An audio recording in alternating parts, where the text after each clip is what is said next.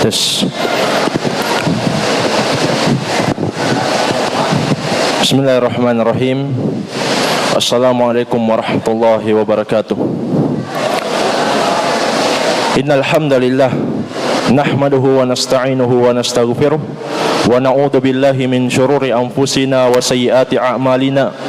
May yahdihillahu fala mudhillalah wa may yudlil fala hadiyalah. Wa ashhadu an la ilaha illallah wahdahu la syarikalah wa ashhadu anna Muhammadan abduhu wa rasuluh sallallahu alaihi wa ala alihi wa ashabihi wa man tabi'ahum bi ihsanin ila yaumiddin. Amma ba'd. Fa ikhwani fid din wa akhwati fillah, kaum muslimin dan muslimat rahimani wa rahimakumullah. Semoga Allah Subhanahu wa taala senantiasa mencurahkan rahmatnya kepada kita sekalian. Di dalam hadits Abdullah ibnu Abbas radhiyallahu anhuma yang dikeluarkan oleh Imam Al-Bukhari dan Muslim, sahabat yang mulia menggambarkan bagaimana kondisi Nabi sallallahu alaihi wasallam ketika datang bulan suci Ramadan. Beliau mengatakan, kana Rasulullah sallallahu alaihi wasallam ajwadan nas bil khair wa kana ajwada ma yakunu fi syahr Ramadan. Adalah Rasulullah sallallahu alaihi wasallam manusia yang paling dermawan terhadap kebaikan, dan beliau lebih dermawan lagi ketika masuk bulan suci Ramadan. Para ulama mengatakan beliau ketika masuk di bulan Ramadan, beliau lebih memaksimalkan lagi kebaikannya. Sampai kata Ibnu Abbas, hatta yang salih, sampai Ramadan itu selesai. Jadi Nabi kita yang mulia Muhammad SAW bukan cuma panas di awal, bukan cuma panas di tengah, tapi beliau menjadi manusia yang paling baik di luar Ramadan. Begitu masuk Ramadan, bertambah lagi kebaikannya sampai Ramadan selesai.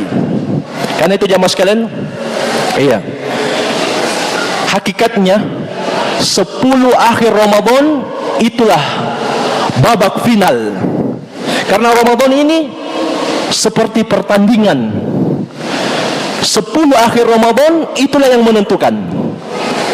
Karena itu kata Nabi SAW dalam hadits Sahal bin Sa'ad As-Sa'idi, juga dikeluarkan oleh Al-Bukhari dan Muslim, beliau sallallahu alaihi wasallam mengatakan, wa innamal a'mal bi khawatimiha. Sesungguhnya amalan-amalan itu tergantung penutupnya. Jadi yang dihitung itu akhirnya Ramadan, itu yang menentukan.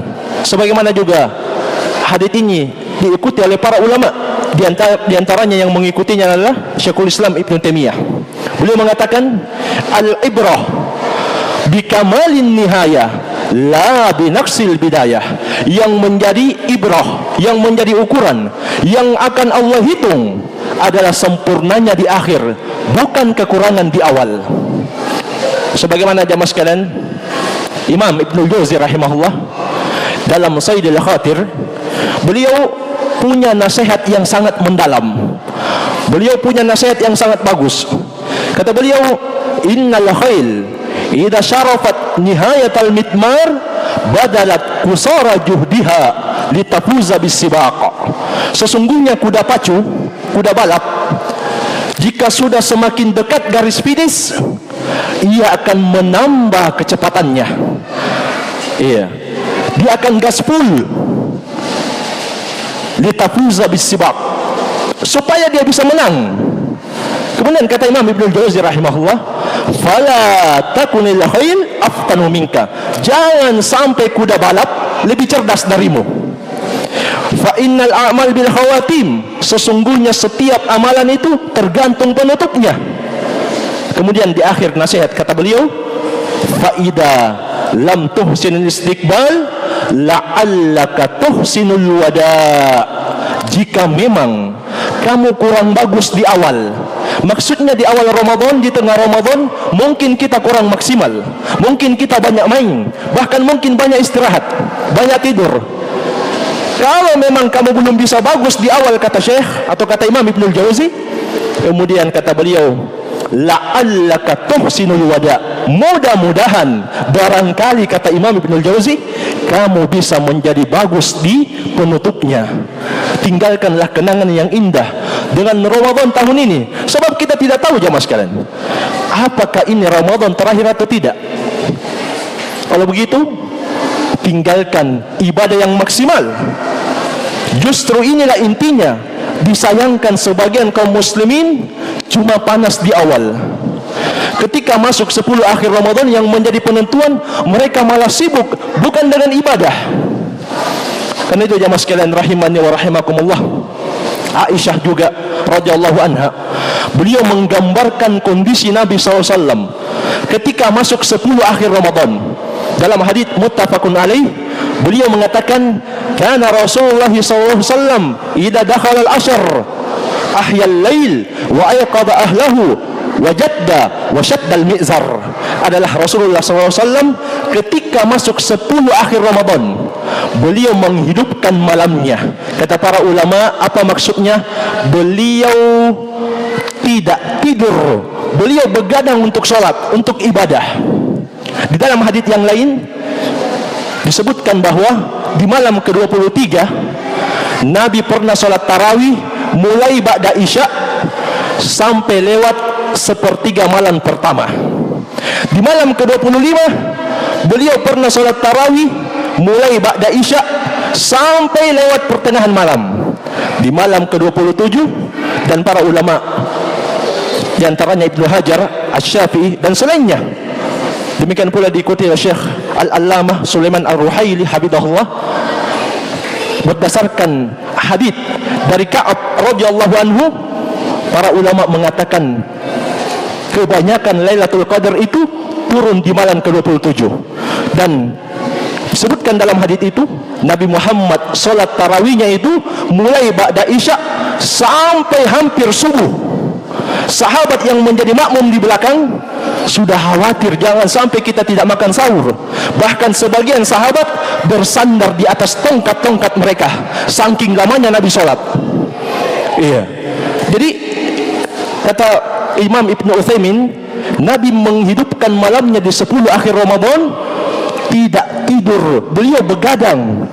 Dan itu beliau lakukan hanya di 10 akhir Ramadan. Selain itu beliau tidak lakukan. Iya. Kemudian wa ayqadha ahlah, beliau bangunkan keluarganya. Bukan cuma dia yang mau ibadah, bukan cuma dia yang mau banyak mendapatkan pahala, mendapatkan Lailatul Qadar, tapi dia juga bangunkan keluarganya, bangunkan istrinya, bangunkan anak-anaknya. Wajaddah, dan beliau bersungguh-sungguh, kata Aisyah, wasyaddal mizar, dan beliau mengencangkan sarungnya. Apa maksudnya mengencangkan sarung? Kata para ulama, ini kinayah, kata kiasan. Beliau tidak bermain-main lagi dengan istrinya, beliau tidak bercumbu lagi dengan istrinya, beliau serius dalam ibadah. Bahkan jamaah sekalian, dalam hadis yang lain dari Aisyah juga, beliau itu i'tikaf hatta tawaffahullah, sampai beliau meninggal. Jadi beliau i'tikaf di 10 akhir Ramadan sampai beliau meninggal. Apa makna i'tikaf? Para ulama mengatakan i'tikaf maknanya adalah luzumul muslim al-mumayyiz masjidan li ta'atillahi azza wa jalla. Seorang muslim yang mumayyiz menetapi masjid dengan maksud mentaati Allah dengan berbagai ibadah. Itu makna i'tikaf. Tidak boleh ada yang keluar kecuali karena hajat yang mendesak, seperti misalnya mau makan dan minum atau mau buang hajat, baru dibolehkan keluar. Selain itu hukum asalnya luzumul masjid, harus dia tetapi masjid, tidak boleh dia keluar. Itu makna i'tikaf. Dan ini dilakukan oleh Nabi Muhammad sallallahu alaihi wasallam. Kemudian jemaah sekalian, yang terakhir, orang yang masih sholat tarawih di 10 akhir Ramadan, itu bukti keimanannya, itu bukti benarnya imannya. Sebab definisi iman itu jamaah sekalian mencakup 3 hal. Iman itu mencakup amalan lisan, amalan anggota badan, dan amalan hati. Sebagaimana dalam hadits Abu Hurairah yang diriwayatkan oleh Imam Al-Bukhari dan Muslim, Nabiullah Muhammad SAW mengatakan, al-iman bid'un wa sab'una au bid'un wa sittuna syu'bah. Cabang keimanan itu ada sekitar 60 sampai 70 cabang lebih. Fa afdaluha, yang paling afdalnya adalah, dalam riwayat yang lain Nabi katakan fa a'laha, yang paling tingginya cabang keimanan adalah qaulu la ilaha illallah, ucapan la ilaha illallah. Wa adnaha imatatul ada 'anit tariq, yang paling rendah cabang keimanan adalah menghilangkan gangguan dari jalan. Sebab itu termasuk akhlak yang terpuji, menghilangkan semua gangguan yang bisa menyakiti kaum muslimin. Kemudian di akhir hadis apa kata Nabi SAW? Wal haya'u syu'batum minal iman, dan rasa malu itu adalah bahagian dari cabang keimanan. Perhatikan jamaah sekalian, Nabi sebutkan 3. Yang pertama la ilaha illallah, amalan lisan. Yang kedua menghilangkan gangguan dari jalan, amalan anggota badan. Dan yang ketiga rasa malu. Rasa malu itu letaknya di hati. Ini menunjukkan keimanan itu mencakup 3 hal: amalan lisan, amalan anggota badan, dan amalan hati. Ketika kita masih salat tarawih sampai malam ini, bahkan sampai selesai Ramadan kita masih qiyamul lail, itu menunjukkan, membuktikan benarnya keimanan. Sebab keimanan itu tidak cukup diucapkan, tidak cukup diyakini, tapi harus dibuktikan dengan anggota badan. Kemudian yang terakhir jamaah sekalian, yang terakhir dari yang terakhir, ada nasihat yang paling indah dari Imam Ibn Rajab rahimahullah dalam Lataiful Ma'arif. Beliau mengatakan, ibadallah, wahai hamba-hamba Allah yang mendapati bulan Ramadan, inna syahra Ramadan qad azama ala rahil, sungguh bulan Ramadan ini sudah bertekad untuk pergi. Walam yabqa minhu illa al-qalil, dan tidak tersisa waktunya kecuali sedikit. Kurang lebih ada sekitar 4 atau 5 malam lagi. Setelah itu Ramadan sudah akan meninggalkan kita. Kita pun tidak tahu. Mudah-mudahan Allah Subhanahu wa taala masih memberikan kita kesempatan untuk berjumpa dengan Ramadan berikutnya. Kemudian kata beliau Imam Ibn Rajab, faman minkum ahsana fihi fa'alaihi tamam, siapa yang sudah beribadah di dalamnya, berbuat baik di dalamnya, hendaklah dia sempurnakan. Jangan berhenti, jangan dia panas di awal, lanjut terus. Wa man kana farrata falyahtimhu bil husna, tapi siapa yang dari awal dia sia-siakan Ramadan, main-main, banyak mainnya di bulan Ramadan, banyak lalainya, tutup, kata Imam Ibn Rajab, dengan ibadah-ibadah yang husna, yang bagus. Kenapa kata beliau? Karena wal amalu bil khitam, sesungguhnya amalan itu yang dihitung penutupnya. Karena itu kata Syekhul Islam Ibn Taimiyah, yang menjadi ukuran itu di akhirnya, bukan kurangnya di awal. Semoga Allah Subhanahu wa taala menjadikan kita semua orang-orang yang istiqamah, orang-orang yang mendapatkan sebab Ramadan ini menjadi Ramadan yang terbaik, yang maksimal, menjadi sebab kita dimaafkan. Karena jamaah sekalian, kalau ada orang yang kurang di awal tapi dia memperbaiki di akhir, itu yang Allah hitung. Sebagaimana jamaah sekalian kita sering dengarkan, orang yang taat berpuluh-puluh tahun tapi di akhirnya dia murtad, maka yang dihitung adalah murtadnya, bukan ketaatannya. Demikian sebaliknya, orang yang non-muslim kufur kepada Allah tapi di akhir hidupnya dia masuk Islam, mengucapkan 2 kalimat syahadat, itu yang dihitung penutupnya, bukan kekafirannya di awal. Sebagaimana Ramadan, kalau kita kurang di awal, kurang di tengah, bukan itu yang Allah hitung, tapi yang Allah hitung 10 akhirnya, terakhirnya, penutupnya Ramadan. Itulah yang akan menjadi ukuran kita di hadapan Allah Subhanahu wa taala. Jemaah sekalian, mungkin saja bisa kita sampaikan pada malam hari ini. Semoga bermanfaat. Wabillahi taufik. Subhanakallahumma bihamdik, asyhadu an la ilaha illa anta, astaghfiruka wa atubu ilaik. Wa sallallahu ala nabiyyina Muhammadin wa alihi wasallam. Wa akhiru da'wana alhamdulillahi rabbil alamin. Wassalamualaikum warahmatullahi wabarakatuh.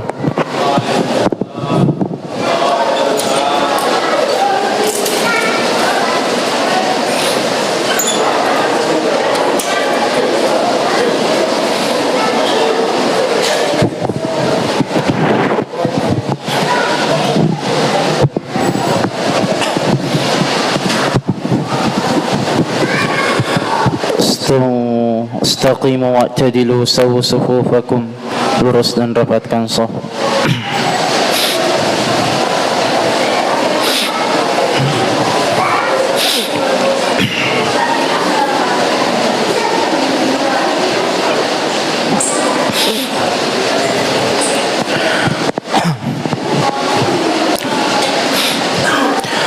Allahu Akbar.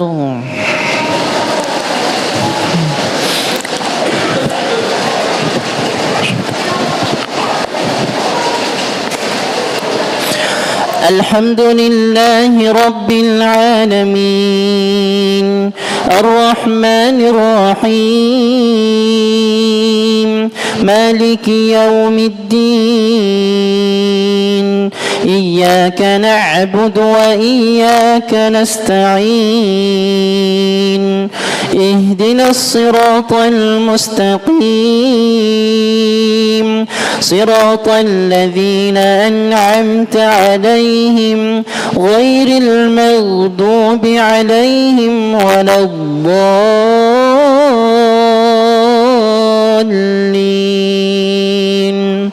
آمين.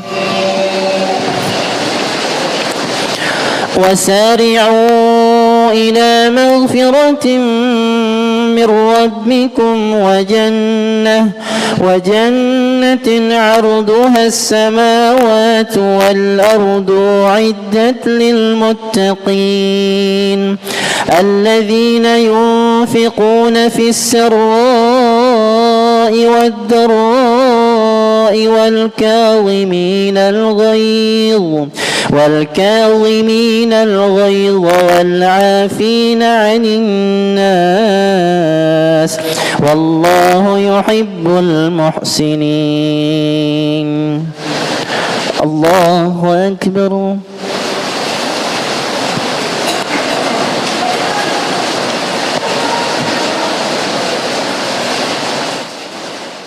سمع الله لمن حمده. الله أكبر.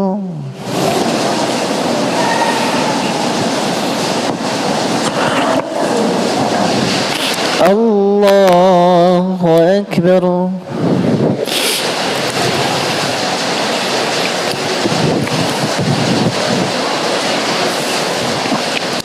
الله أكبر.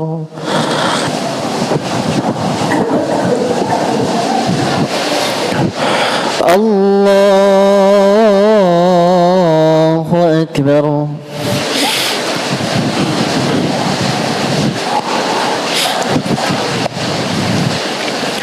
الحمد لله رب العالمين الرحمن الرحيم مالك يوم الدين إياك نعبد وإياك نستعين اهدنا الصراط المستقيم صراط الذين أنعمت عليهم غير المغضوب عليهم ولا الضالين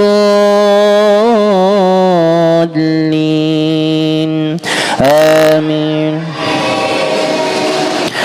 والذين إذا فعلوا فاحشة أو ظلموا أنفسهم ذكروا الله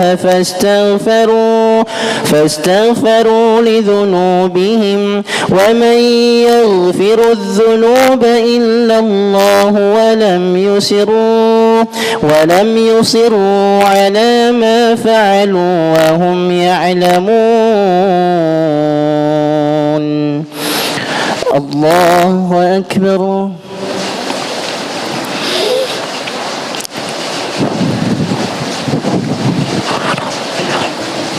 سمع الله لمن حمده. الله أكبر.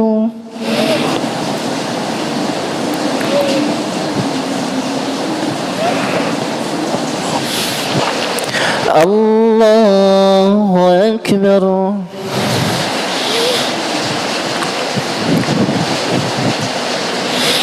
الله أكبر.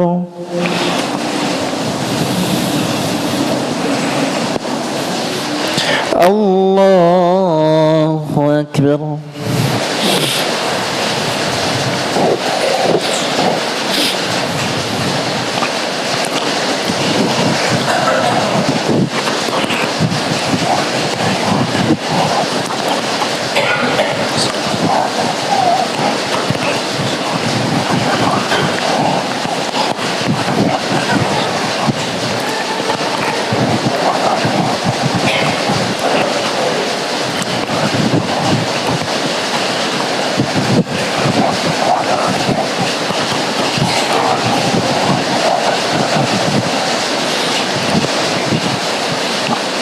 السلام عليكم ورحمة الله. السلام عليكم ورحمة الله.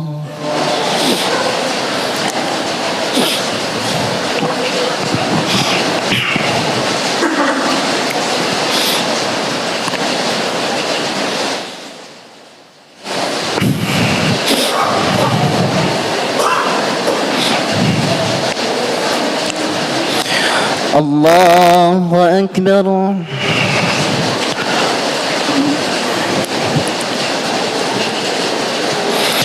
الحمد لله رب العالمين الرحمن الرحيم مالك يوم الدين إياك نعبد وإياك نستعين اهدنا الصراط المستقيم صراط الذين أنعمت عليهم غير المغضوب عليهم ولا الضالين آمين. أولئك جزاؤهم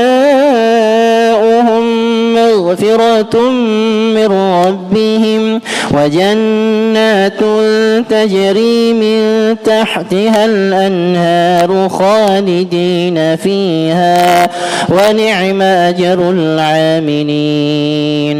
قد خلت من قبلكم سنن فسيروا في الأرض فانظروا كيف كان عاقبة المكذبين. الله أكبر.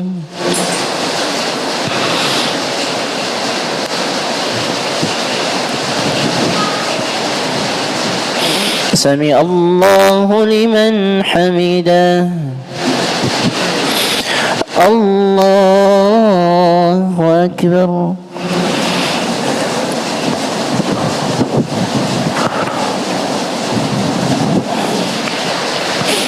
الله أكبر.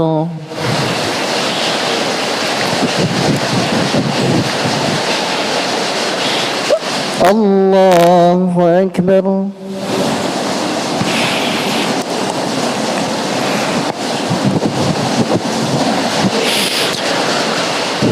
الله أكبر.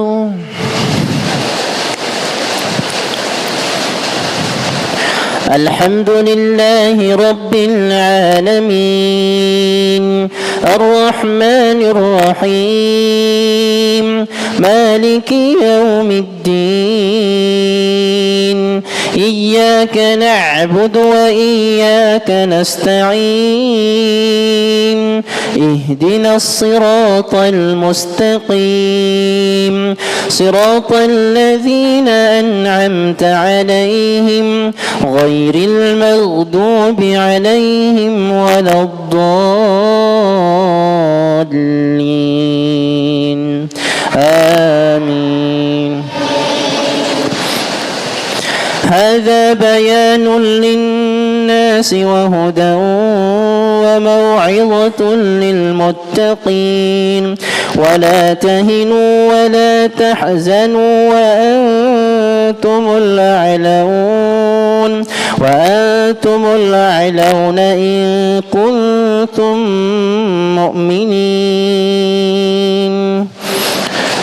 الله أكبر.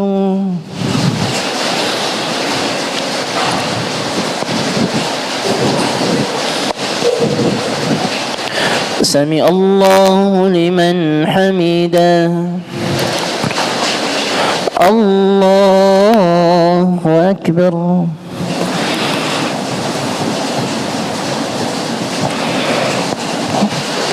الله أكبر.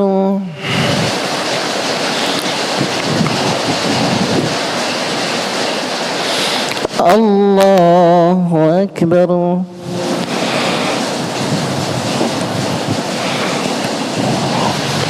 الله أكبر.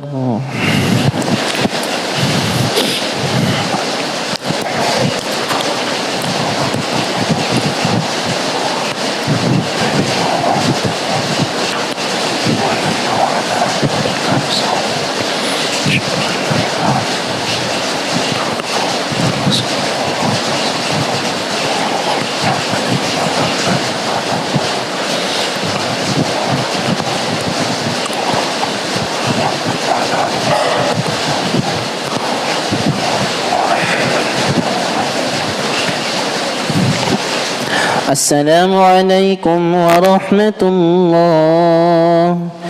السلام عليكم ورحمة الله.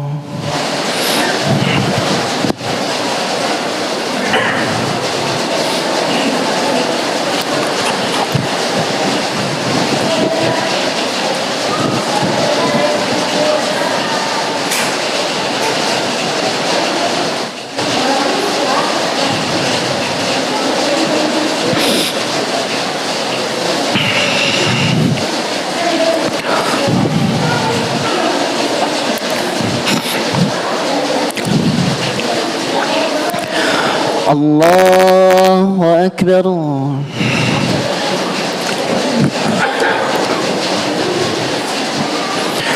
الحمد لله رب العالمين الرحمن الرحيم مالك يوم الدين إياك نعبد وإياك نستعين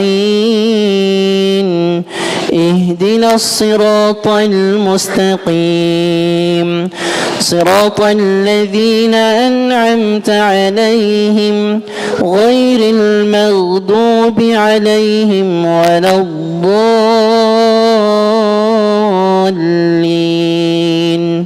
آمين. إن يمسسكم قرح فقد مس القوم قرح مثله وتلك الأيام نداولها بين الناس وليعلم الله الذين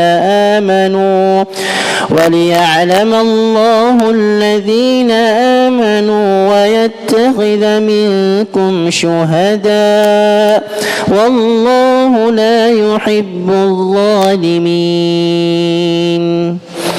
الله أكبر.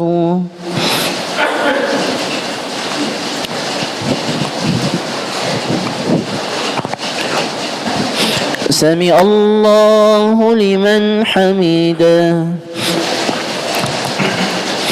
الله أكبر.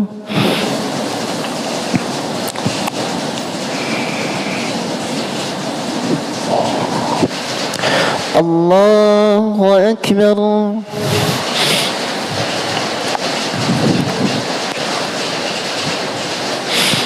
الله أكبر.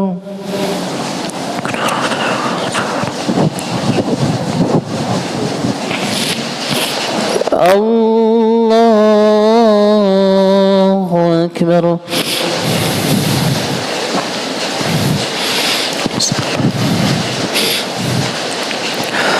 الحمد لله رب العالمين الرحمن الرحيم مالك يوم الدين إياك نعبد وإياك نستعين اهدنا الصراط المستقيم صراط الذين أنعمت عليهم غير المغضوب عليهم ولا الضالين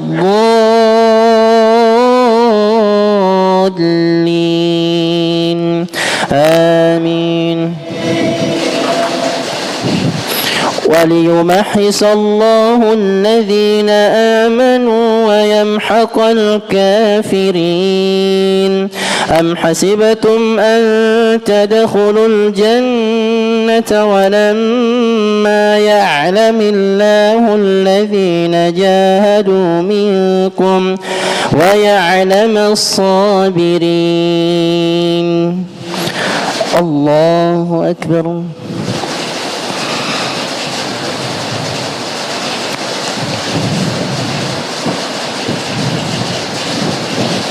سمع الله لمن حمده. الله أكبر.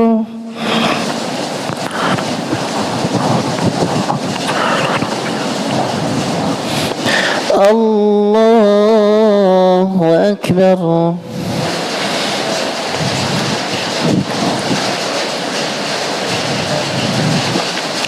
الله أكبر.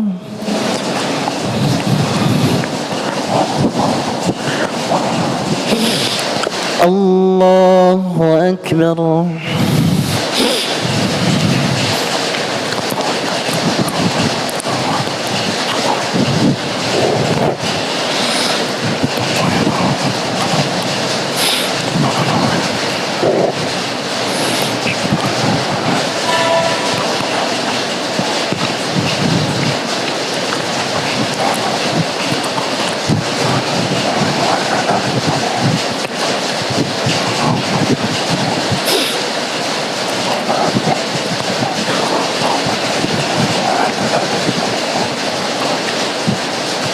السلام عليكم ورحمة الله.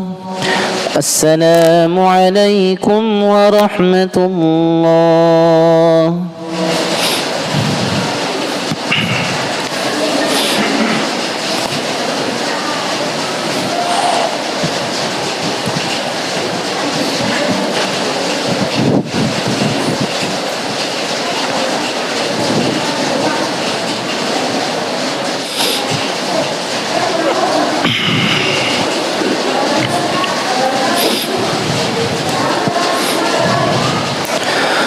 الله أكبر.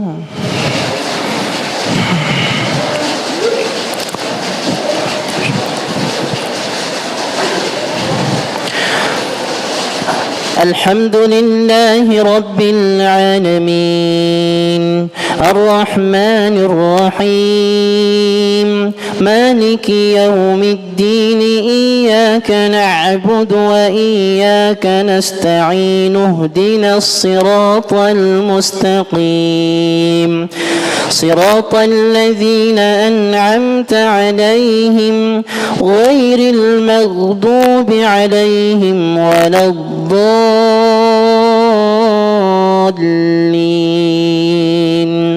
آمين. كل نفس ذائقة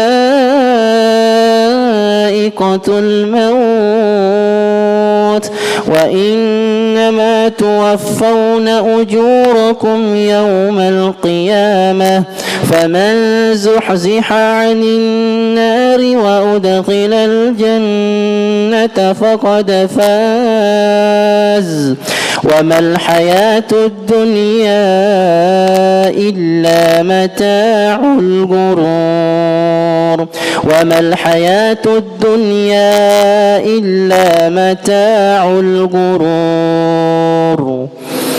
الله أكبر.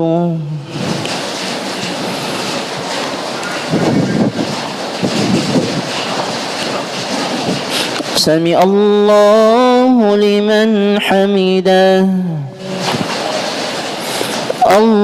الله أكبر.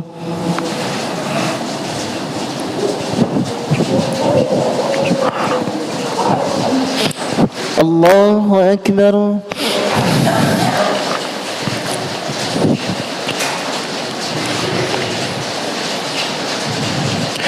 الله أكبر.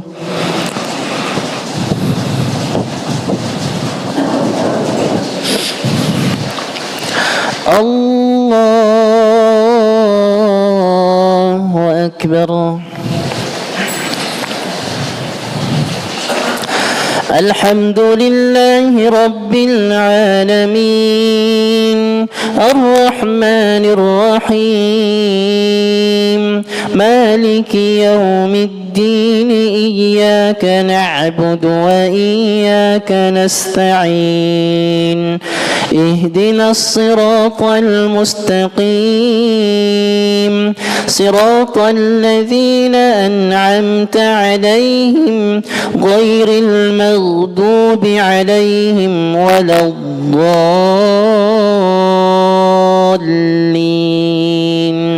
آمين. لتبلون في أموالكم وأنفسكم ولتسمعن من الذين أوتوا الكتاب من قبلكم ومن الذين أشركوا أذى كثيرا وإن تصبروا وتتقوا فإن ذلك من عزم الأمور. الله أكبر.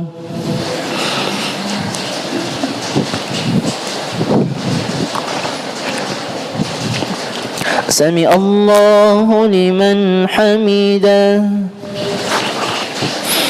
الله أكبر.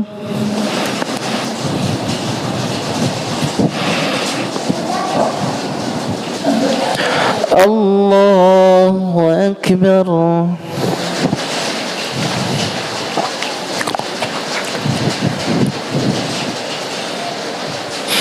الله أكبر.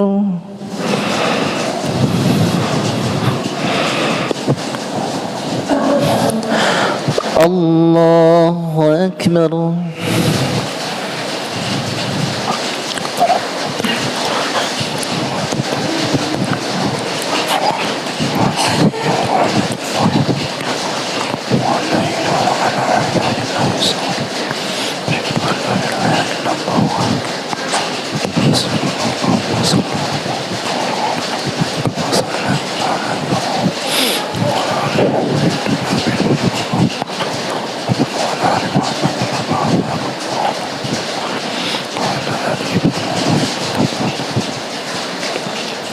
السلام عليكم ورحمة الله. السلام عليكم ورحمة الله.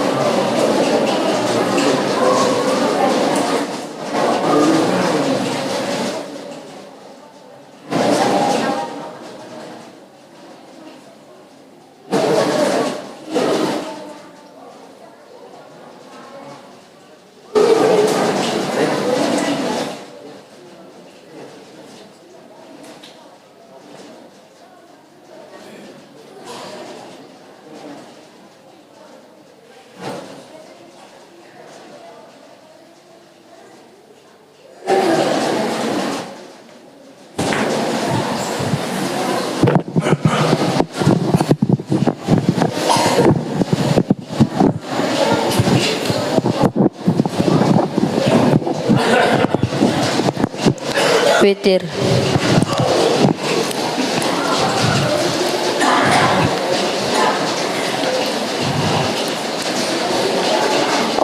Allahu Akbar.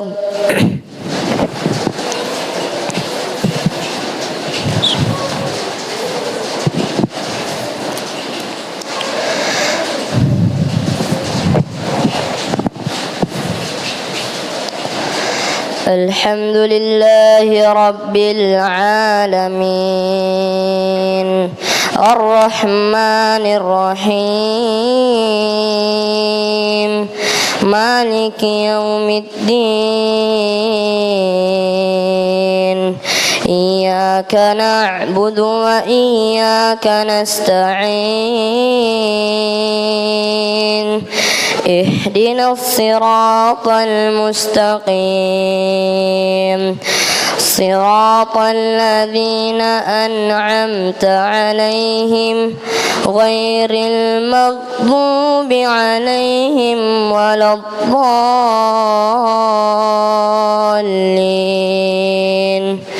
آمين.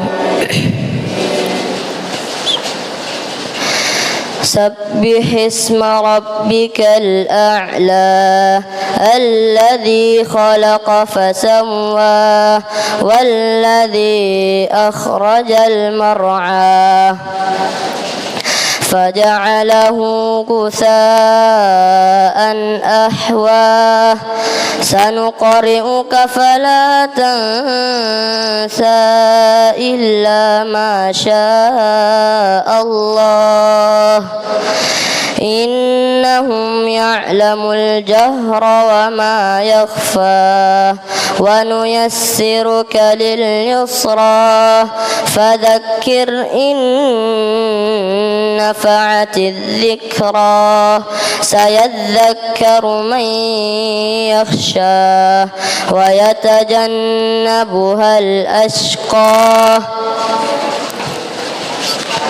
الذي يصلى النار الكبرى ثم لا يموت فيها ولا يحيا قد أفلح من تزكى وذكر اسم ربه فصلى بل تؤثرون الحياة الدنيا والآخرة خير وأبقى إن هذا لفي الصحف الأولى صحف إبراهيم وموسى. الله أكبر.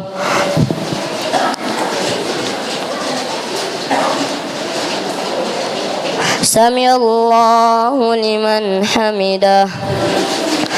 الله أكبر.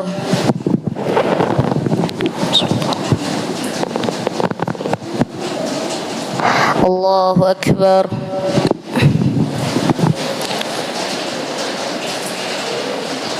الله أكبر.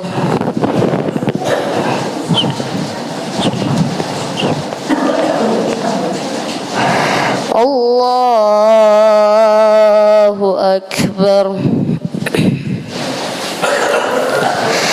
الحمد لله رب العالمين الرحمن الرحيم مالك يوم الدين إياك نعبد وإياك نستعين اهدنا الصراط المستقيم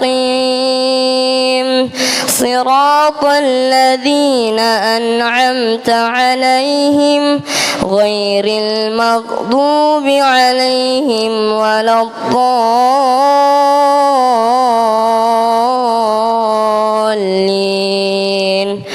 آمين. قل يا أيها الكافرون لا أعبد ما تعبدون ولا أنتم عابدون ما أعبد ولا أنا عابد ما عبدتم ولا أنتم عابدون ما أعبد لكم دينكم ولي دين. الله أكبر.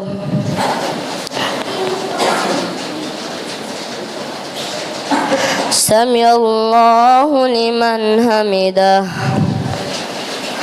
الله أكبر.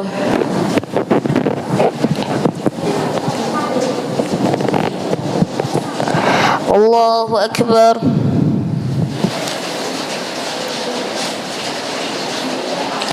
الله أكبر.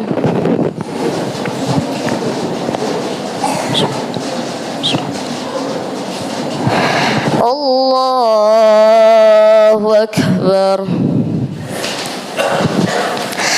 الحمد لله رب العالمين الرحمن الرحيم مالك يوم الدين إياك نعبد وإياك نستعين اهدنا الصراط المستقيم صراط الذين أنعمت عليهم غير المغضوب عليهم ولا الضالين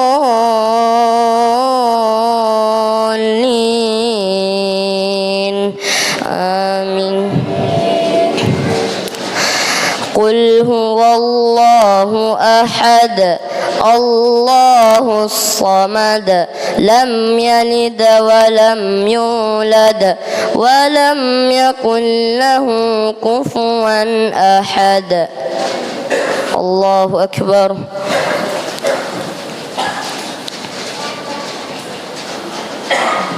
سمع الله لمن حمده. الله أكبر.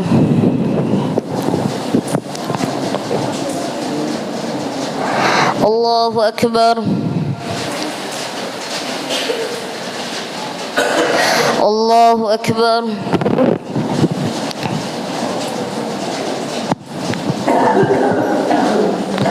الله أكبر.